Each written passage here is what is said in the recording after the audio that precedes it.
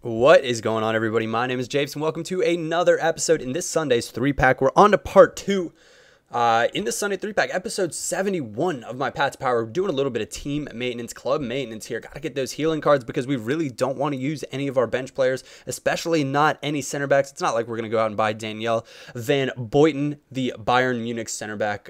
He is exceptionally fast on Ultimate Team, something like 33 pace, which makes him quite a force to be reckoned with, but not in a 3-back formation. Obviously, you guys know, at least in my opinion, the most important attribute in all of Ultimate Team is going to be pace. And so that's part of why I use fitness cards so frequently, is I don't like my players dropping below 90 fitness because I want them to be able to sprint at full speed for as long as they possibly can during a match. Finally, we go into another match, though. We're on past the first round of the tournament after an epic first win, going into extra time, coming back in extra time, 6-5. This guy's got, oh no, Lahore. And I had absolutely no idea that Lahore had 5-star weak foot. Who knew? Look at that for a finish. 9th minute goal, the finesse shot on him. I said, oh my FIFA, what on earth was that? Got to take a quick breather there because I was stunned. I was shocked. 9th minute, I thought my defending was good. I stayed, faced up with the player to goal, in between him and goal. And Defoe, here, 36th minute, another little finesse shot. And at this point, after the first match, I just wanted to throw my controller. It was Courtois again that I just had absolutely enough of. I was like, all right, I'm going to just discard this guy. Nobody needs to have him. I'll just go get the regular gold one. I'll get Mignolet. One of the players, we'll figure it out. But Hazard breaking free, thank goodness. Little step over by his keeper there. It slots in nicely, just off of practically right off of kickoff there to bring it back level 2-1. Couldn't get the ball, so we'll just do a little dead fish in the goal. Little insult to injury, say the comeback is on, my friend. And indeed it was. Doing some nice work here. Jan Vertonghen, as I mentioned in the first one, really mixed feelings on that guy. And this, you can see I switched to a 3-5-2 formation here just so I could have Morales and Hazard up front with Mertens right in behind them. And Morales actually has 5-star weak foot, showing it off right there with the drive into the far corner in the 41st minute. Pretty cool stuff there from the Belgian player. But the reason we switched this 3-5-2, it just ended up working better.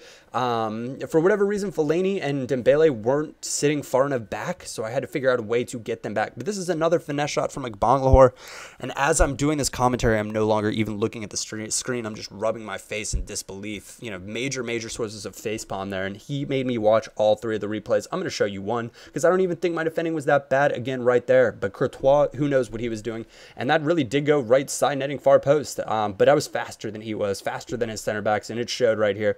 But I almost missed that, and this was another game of FIFA where it was absolutely trolling me. I could not get any of my finishes. I can't tell you how many times I just shot it practically straight at the keeper. At least that's the way it felt. But Lukaku here with his right foot, his weaker foot, brings it to 3-3, and now we're on to the 80th minute. And he gives me a 1-2 through ball. The basics of FIFA, the basic way to get free there. And Morales is never going to miss. I think he's got something like 99 finishing, which gives him an exceptionally strong chance of finishing that goal. The reason we brought Lukaku in is because Mertens just wasn't cutting it for us at that attacking mid position in this match. So we brought in Lukaku for a striker, moved Hazard back to the attacking mid position, and played with Morales up front as a striker. But this is good. Lukaku, I took a glance down at the radar, and you can do the same. I highly suggest it. And I saw his keeper was already about to be outside the box, and that's why we just let it fly from that range. And Lukaku tucks it in barely, like just inside the post. If his keeper had been in goal, that still would have been a tough shot for him to handle. And we're well away. So we're on through the second round. 2 comebacks, this time against iGod. So pretty good stuff there to come from behind. The defense is not solid. It should be extremely solid. I don't know why I'm having such difficulty with this 3-back set. I've used the 85 Vertonghen, the regular Vermaelen, and the regular Company, and they're exceptionally good. I feel very comfortable. Hardly ever get scored on, but I put this, the informed versions in the Team of the Season version, and they're just in behind my defense all the time.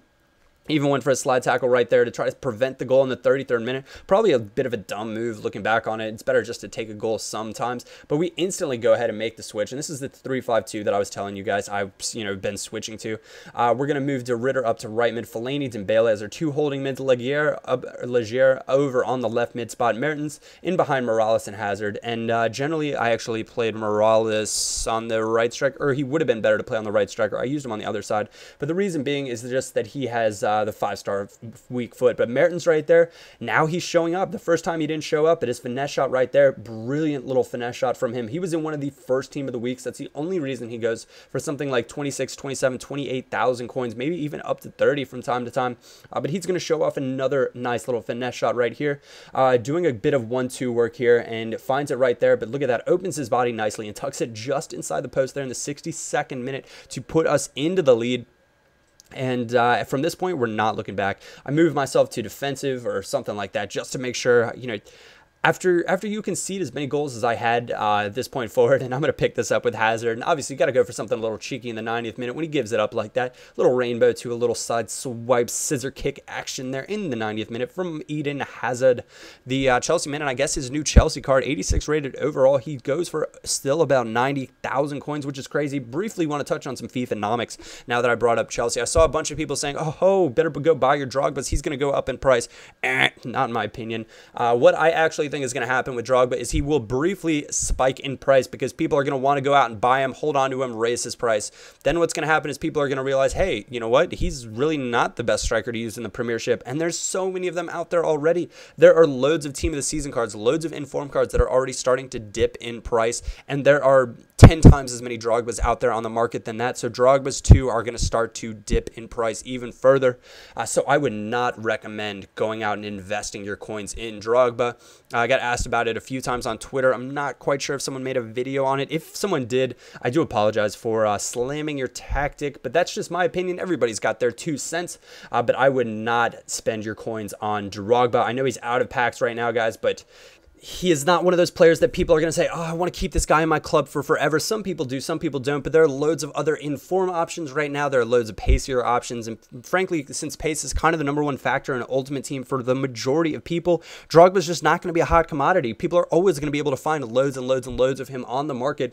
Just think about it that way. Like if a card's in packs from the beginning of time, at least for ultimate team, so the beginning of FIFA 12, and he doesn't get an upgrade, so it's always the exact same card. Just think of that as it would be an inform card that was released in packs for how many weeks. His price is not going anywhere. Think about all the inform cards that were only in packs for 1 week, and their cards are even starting to decline. So that's my logic behind that. That's my bit of FIFAnomics. That's my general market consensus for those of you that might ask. But we end up stealing this match, and I even tried to sweep this guy here because we're in the finals of the tournament, and I was not about to give up what I thought was a 1-0 lead. Luckily, I'd scored 2 goals. I totally had forgotten about the penalty kick. But he scores anyway in the 90th minute, which is absolutely fine with us at that point in time to get the 2-1 victory. So we're up to 5,000 coins, and if you win this tournament one time, you get the chance to play again for 3,000 coins. And for, I think, a mini gold pack. I'm not quite sure what that consists of, but still, that's kind of cool. Everybody likes gold packs, and opening packs is always fun. So we're going to sell this team on rather than keeping them together, and we're going to go with what was your second choice, which is Portugal. So after, hopefully, all of these cards have sold, fingers crossed, as I do not have any clue whether or not they have sold, we're going to build a nice little Portuguese side and see how far that gets us, and see if we can make some coins on this side as well. Some of the players will probably lose a little bit of coins on. Eden Hazard, his price has been dropping pretty significantly lately, so we might lose a couple thousand coins on him. But for the most part, like a price like this for Vertonghen, we should definitely be able to get about 70k for him one way or another, which gives us something about a 4-ish thousand coin, 3,500 coin profit, something along those lines, which is a nice bit of profit to take in to a Portugal team. And we should have the coins for Cristiano Ronaldo. If indeed everybody sells at this point, I don't know. I'm commentating over this one Saturday evening, hoping everything sells, and then I can wake up Sunday morning probably slightly hungover and try to get that show on the road for you guys. Anyways, guys, sorry, I got a little bit of a beer burp there, but my name is Japes. I hope you enjoyed this episode 2 on our Sunday 3-pack. Stay tuned for the third one, be released probably 2 or 3 hours from now. My name is Japes, and I will catch you all in a bit.